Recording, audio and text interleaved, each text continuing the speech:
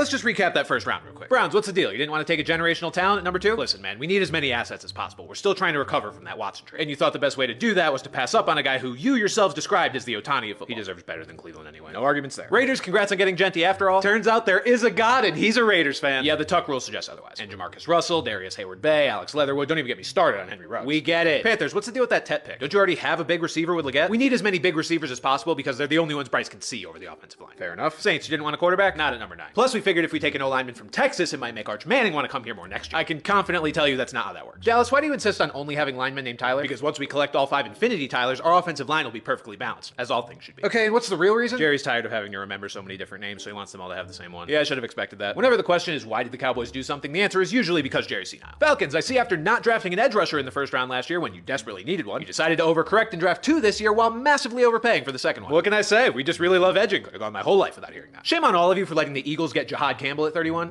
and also shame on all of you for letting Shador fall out of the first round. Not because I think you're missing out, but because Dion has already left me 37 very angry voicemails. Has Dion considered that maybe Shador just isn't that good? I can promise you he has never once considered that. Yeah, I don't know why I asked.